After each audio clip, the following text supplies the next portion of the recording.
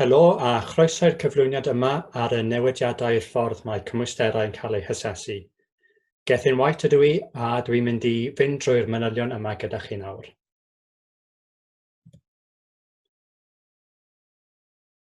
Bydd y mwyafrif o bobl yn ymwybodol o'r newidiadau a wnaed o ran cyflawni cymwysterau tygau a safon uwch, ond ychydig a glywed am gymwysterau galwedigaethol.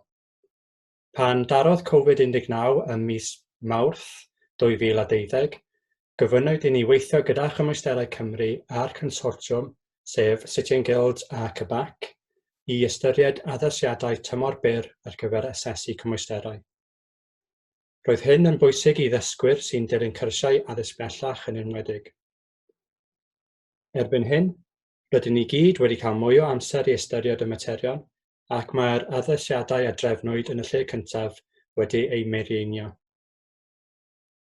Felly y cymwysterau byddwn yn edrych arnynt yn ystod y cyflwyniad yma, a bydd y cyflwyniad yn canolbwyntio ar addasiadau ar gyfer cymwysterau lefel 2, iechyd a gofal cymdeithasol, Craidd, a hefyd cymwysterau ymarfer lefel 2 a 3, iechyd a gofal cymdeithasol. Dim ond o fis Medi 2020 yr oedd y cymwysterau lefel 4 a 5 ar gael, a byddwn yn edrych ar unrhyw addasiad fydd angen ar gyfer y rhain yn ddiweddarach yn y flwyddyn.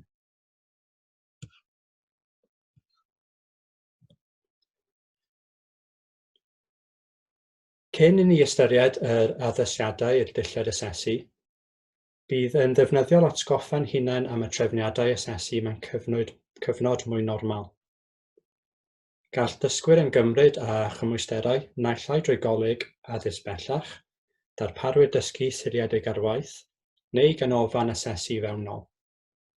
Pa bynnag lwybr a ddefnyddir, mae'r asesydd yn gyfrifol am wneud y trefniadau dysgwyr gael ei asesu. Mae asesiad ffurfiol yn cynnwys 2 astudiaeth achos a phrawf cwestiynau aml-ddewis, neu MCQ. Mae'r rhain yn cynnwys egwyddorion a gwerthoedd, iechyd a llesiant, ymarfer proffesiynol, diogelu, a iechyd a diogelwch. Gall dysgwyr wneud y llwybr oedolion, plant a phobl ifanc, neu lwybr cyfun.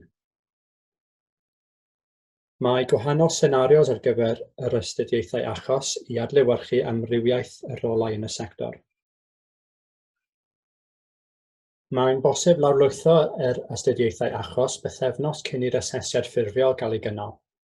Mae hyn yn rhoi amser i weithwyr adolygu a pharatoi. Yna, mae'r asesiad yn digwydd mewn amodau rheoledig, a mae hyn yn wahanol ar draws gwahanol ganolfannau asesu, ond byddai enghreifftiau yn cynnwys lle tawel mewn swyddfa, ystafell dosbarth, neu ystafell hyfforddi gyda asesydd yn bresennol. Mae gan y gweithwyr nifer o gwestiynau i'w hateb ar yr astudiaethau achos, sy'n seiliedig ar yr adrannau sy'n cael eu profi, enghraifft diogelu ac egwyddorion y gwerthoedd. Gallent fynd â thaflen o nodiadau A4 gyda nhw. Os yw gweithwyr yn methu a chyflawni'r marciau sydd eu hangen i basio'r asesiad, gallant eu gynnal eto gan ddefnyddio'r un astudiaeth achos, ond gyda chwestiynau gwahanol. Mae fwy o wybodaeth wedi ei cynnwys yn y fanyleb cymwyster ar y wefan dysgu iechyd a gofal Cymru. Ar ôl i weithwyr gyflawni'r 2 astudiaeth achos, gallant yn gymryd ar prawf cwestiynau aml-ddewis o dan amodau rheoledig. Prawf ar-lein yw hwn, ond gellir ei gwblhau ar bapur os gyfynir am hyn ymlaen llaw.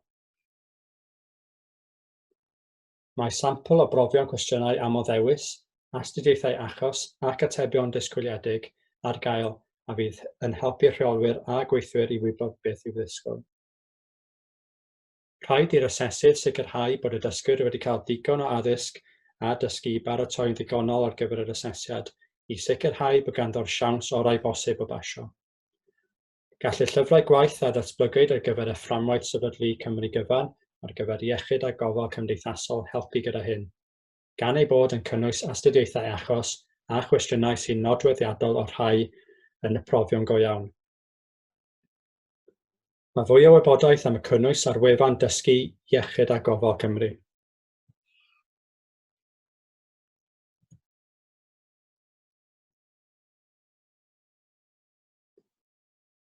Felly, beth sydd wedi newid? Gostynwyd nifer yr asesiadau y mae angen i ddysgwyr eu cwblhau dros dro. Hynny yw, mae angen i ddysgwyr a gyfrestrwyd cyn yr 11 o fis Awst 2020, a fydd yn cwblhau'r cymhwyster erbyn 19 o Ragfyr 2020 gwblhau 1 astudiaeth achos ac MCQ, neu ar gyfer y llwybr cyfun 2 astudiaeth achos ac MCQ.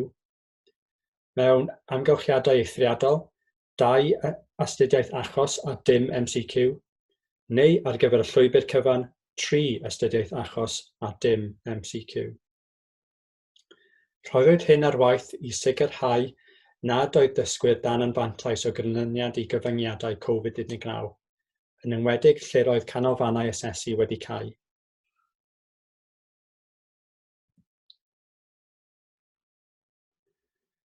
Mae'n bwysig sicrhau pe bynnag addasiadau a rhoddir ar waith bod y cymwysterau'n cadw eu huniondeb. Felly, mae Asesu Guilds wedi rhoi mesuriau ar waith i sicrhau bod dysgwyr wedi cwblhau addysg ar draws yr holl gymwysterau a bod yr asesydd wedi cynnal asesiad ffurfiannol i sicrhau bod y dysgwyr yn barod ar gyfer yr asesiad ffurfiol ar gyfer pob rhan o'r cymhwyster. Hynny yw, yr astudiaethau achos ac yr MCQ.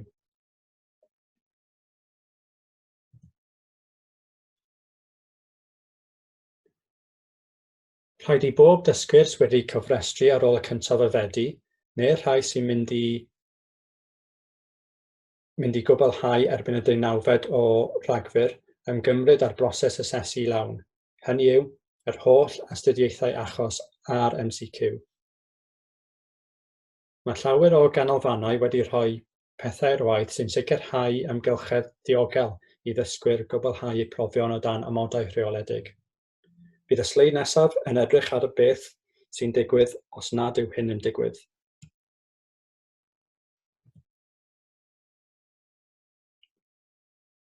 Beth os bydd cyfyngiadau pellach a dydy dysgwyr ddim yn gallu bod mewn amgylcheddau lle mae amodau rheoledig yn gallu digwydd? Dewis 1, gall y ganolfan aildrefnu os yw'r oedi yn para hyd at 4 mis. Dewis 2, posib cwblhau astudiaeth achos a'r cwestiwn ac ateb ar lafar o bell os yw'r ganolfan wedi cau yn fwy na 4 mis, os oes angen y cymhwyster ar gyfer dyluniant, os oes angen i'r dysgwyr roi eu hun mewn cwarantîn. Mae Asesu Guilds yn cynnal cynllun peilot dros y misoedd nesaf i gynnal profion heb gael yr asesydd yn yr un lle. Bydd goruchwylio bell yn galluogi dysgwyr i gwblhau sesiynau prawf ar-lein mewn 1 o 2 ffordd. Hynny yw, goruchwylio byw neu recordio a phrofi i ffwrdd o'r canolfannau cymeradwy. Elfen allweddol o'r broses fydd dilysu dysgwyr drwy godau allweddol a chyfeiriad e-bost cyn dysgu'r prawf ar-lein. Bydd hyn yn lleihau'r angen i ddysgwyr gwblhau eu astudiaethau achos neu eu profion MCQ yn y ganolfan ei hun. Bydd recordio yn cael ei ddefnyddio i wirio nad yw dysgwyr yn defnyddio deunyddiau neu adnoddau ychwanegol i ateb cwestiynau fel ffonau symudol, llyfrau testun ac yn y blaen.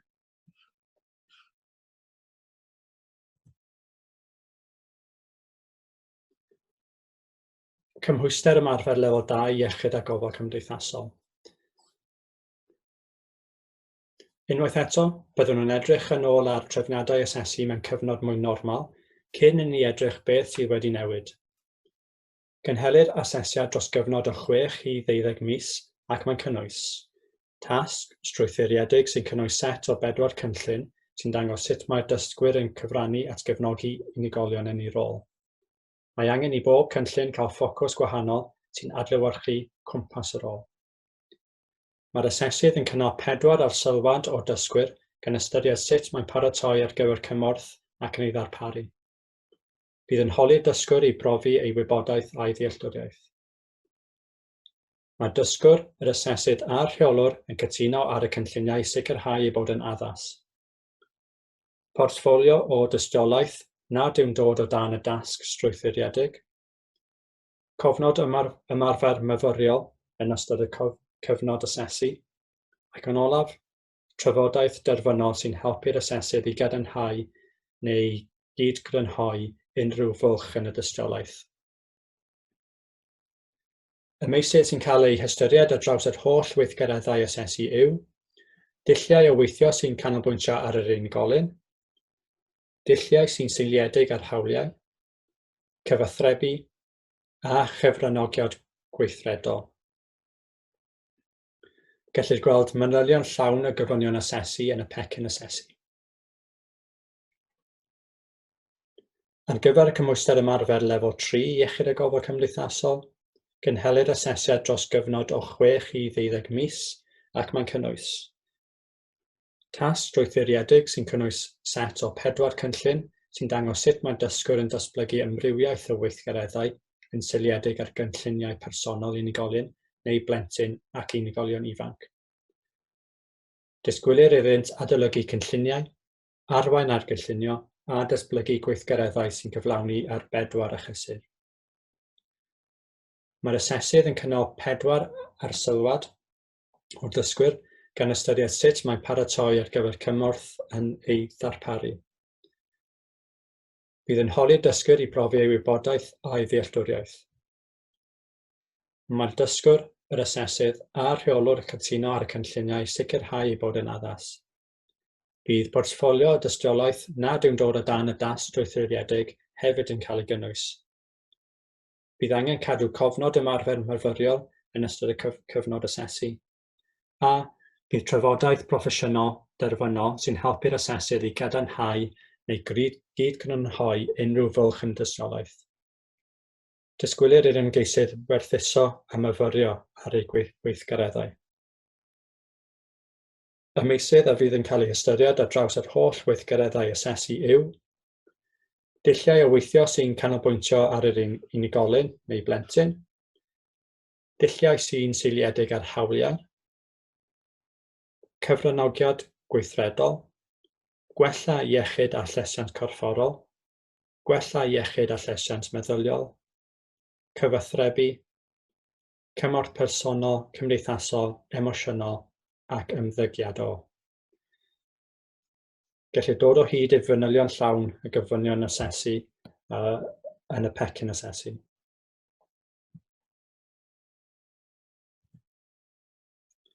Felly, beth sydd wedi newid? Mae arsylwi ymarfer yn rhan ganolog o asesu cymwysterau ymarfer iechyd a gofal cymdeithasol.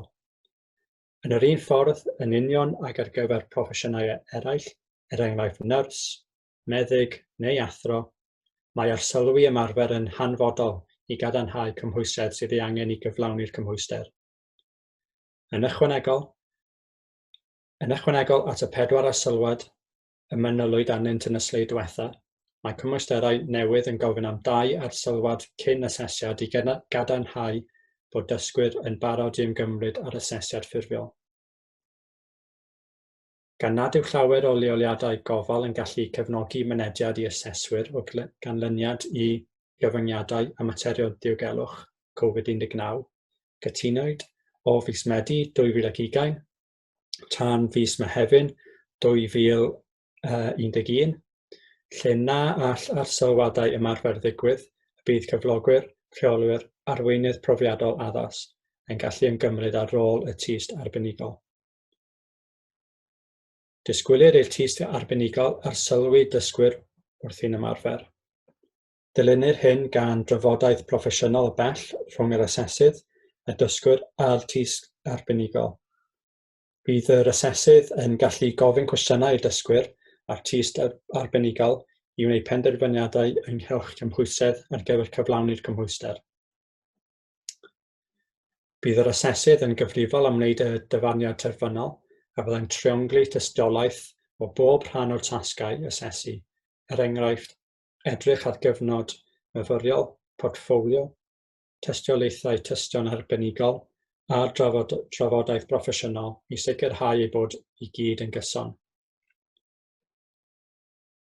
Rhaid i dystion arbenigol feddu ar wybodaeth ymarferol o'r cymhwyster neu unedau y maent yn rhoi tystiolaeth ar y cyfer.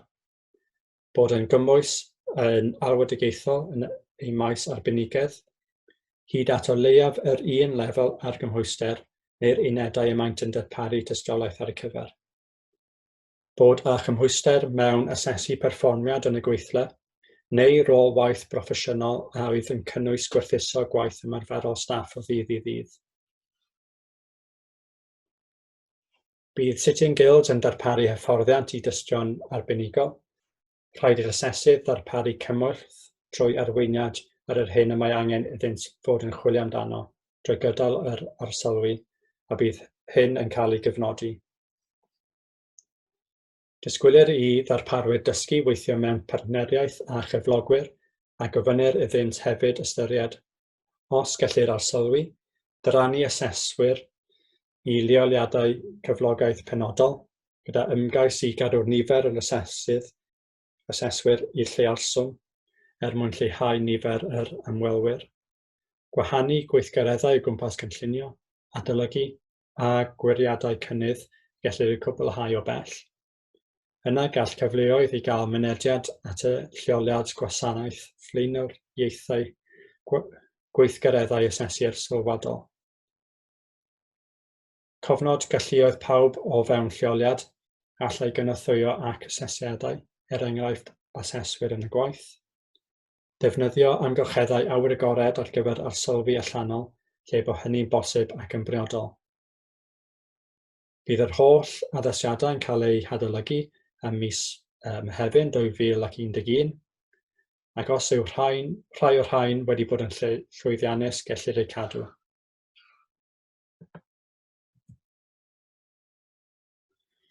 Meddwl am awgrymiadau da ar gyfer ategu ar sylwadau. Felly, lle mae gweithgareddau awyr-agored yn digwydd, defnyddiwch y cyfleoedd hyn i arsylwi.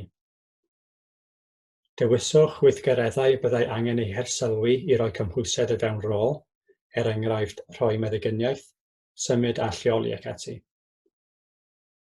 Trafodwch gytundeb gyda'r asesydd iddynt treulio nifer penodol o ddyddiau yn y lleoliad gyda rhywfaint o amser cael ei treulio yn arsylwi a'r gweddill yn cymryd rhan yn ymarferol fel ffordd o ddiweddaru y datblygiad proffesiynol parhaus. Gweithiwch gyda'r cyflogwyr i gynnal yr asesiad risg a'r mesuriadau i liniaru'r rhain. Mae'n bosib bydd rhai cyflogwyr yn gallu trefnu adleoli aseswyr am gyfnod o amser, lle mae ganddyn nhw ganolfannau asesu mewnol. Dim ond yr asesydd ddylai fod yn y lleoliad ar gyfer yr arsylwadau. Gwnewch yr holl waith cynllunio ac ati gan ddefnyddio technoleg digidol. A hefyd, gadewch i ni wybod os oes gennych chi unrhyw adborth am y trefniadau yma. Diolch am wrando.